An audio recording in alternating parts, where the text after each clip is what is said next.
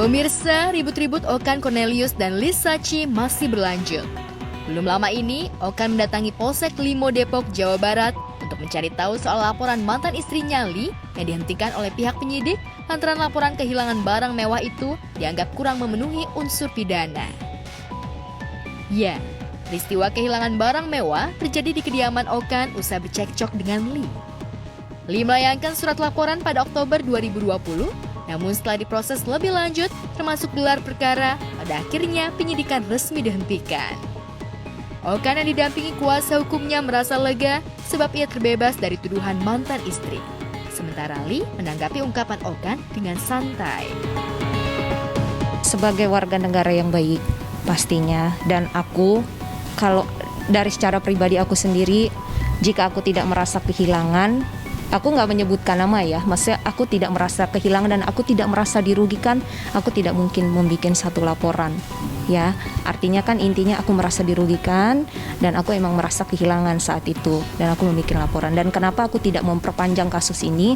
Karena aku sudah berdamai semuanya dan aku udah nggak mau gitu loh Mas. Maksudnya aku udah nggak mau, aku sudah sangat bersyukur sudah keluar nih dari kehidupan mereka. Jadi aku emang udah nggak mau ada lagi di dalam situ gitu. Pasti lega lah, pasti lega, dan dari awal pun dia tiba-tiba datang menggerebek rumah saya seperti itu pun saya sudah yakin, karena pada awalnya juga saya kooperatif. Saya sudah datang tanpa dipanggil, saya datang duluan. Saya bawa para saksi rumah, semuanya yang di rumah saya bawa ke sini untuk di BAP sebelum mereka panggil saya. Jadi itu etikat baik saya.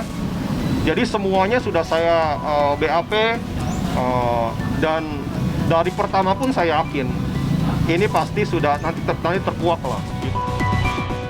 Meski belum mengetahui secara pasti jika penyidikan atas laporannya dihentikan penyidik Polsek Limo, namun Li mengaku tak takut dengan ancaman Okan yang akan melaporkan balik atas tuduhan pencemaran nama baik. Li yang ditemui berujar akan menghadapinya jika benar-benar dipolisikan oleh mantan suaminya. Pasti kita akan melapor balik karena Mas Okan merasa sangat terganggu dan tercemar nama baiknya terhadap hal yang sudah dilakukan oleh pelapor. Dengan sudah dihentikannya penyelidikan ini, maka secara hukum laporan ini tidak terbukti. Saya rasa ini sudah lebih dari cukup untuk kita untuk mengambil langkah kita sebagai pihak yang dirugikan dalam hal ini. Aku siap. Iya. Karena aku merasa ya ketika aku dirugikan dan aku memang merasa kehilangan tanpa menyebutkan nama dan posisinya adalah di dalam rumah, jadi emang aku bikin laporan saat itu. Sementara itu, sinetron Ikatan Cinta yang diperankan oleh Arya Saloka dan Amanda Manopo semakin membuat pemirsa gregetan. Maklum, penggemar Ikatan Cinta sepertinya tak rela melihat rumah tangga Al dan Andin pecah. Sehingga kembalinya Andin di rumah membuat penggemar lega. Hanya saja, masalah rumah tangga Al dan Andin masih belum tuntas. Karena asal-usul Reina membuat hati Aldebaran bimbang. Ya, lika-liku kisah dan keseruan sinetron Ikatan Cinta RCTI yang semakin digemari membuat para pemainnya merasa bangga. Memang Ikatan Cinta ini banyak disukai. Mudah-mudahan jalan ceritanya juga tetap terus bisa baik, disukai terus sama penonton itu. Udah cukup bahagia bahwa serial yang kita bikin, karya yang kita bikin ini bisa dinikmatin, bisa dicintai sampai semua kalangan. Teman-teman saya yang nggak nonton sinetron jadi nonton sinetron sekarang gitu. Nah, kita juga jadi membuat banyak orang di rumah aja yuk. Menjadi terkenal itu sebuah konsekuensi artis. Bahkan dalam kehidupan nyata, sehari-hari para pemainnya mendapat banyak kejutan dari penggemar.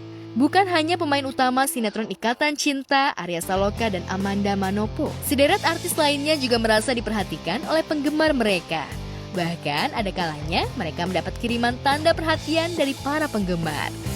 Ke lokasi dikirimin makanan, kirimin kita barang-barang, baju, tempat minum, foto, aduh banyak sekali, masker, gantungan masker, aduh banyak sekali, tas, banyak sekali. Terima kasih banyak buat yang sudah mengirimkan banyak sekali buat kita para pemain Ikatan Cinta di lokasi.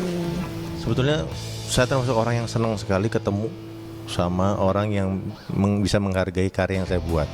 Senang banget, karena saya pengen tahu input apa, mau ngomong apa nih, kurang apa yang harus kita perbaiki. Itu saya senang banget. Cuma karena pandemi ini, saya selalu bilang tolong doain ya, kita semua selalu sehat, kita semua bisa berkarya, bisa bikin karya yang baik buat kalian semua. Ya, kisah Aldebaran dan Andin makin membuat baper penonton. Setidaknya Reina yang membuat Al menjadi bimbang justru semakin dekat akrab dalam satu keluarga. Al dan Andin gelisah atas pernyataan Reina yang bakal tak disayang lagi jika ia punya adik. Aladin Anua itu apa?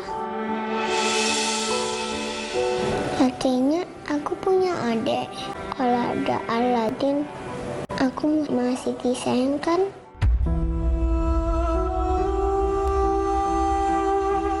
Asalkan Rena tahu, Rena sampai kapanpun akan selalu ada di keluarga ini. Dan sampai kapanpun gak ada yang bisa gantiin posisi Rena yang ada di sini. Saya jarang lihat mereka tidur bertiga begini. Oh, Masya Allah.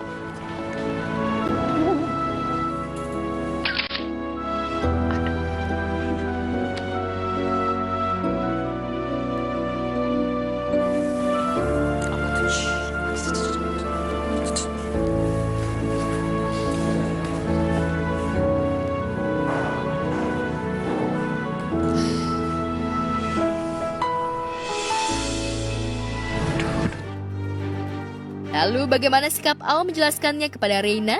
Bagaimana pula sikap Nino pada Reina yang semakin menyadari adanya ikatan batin? Berhasilkah ia melakukan penyelidikan atas berkas hasil DNA Reina? Lalu bagaimana sikap Elsa mengetahui Nino masih memikirkan Andin dan Reina daripada memikirkan rumah tangganya? Andin bawa jamu enak, aku nggak ngomong-ngomong sih. Kenapa sih AC-nya kenapa panas banget? Mas, aku ketiduran ya? Enggak apa-apa kok. Kok Andin jadi kelihatan makin cantik ya hari ini?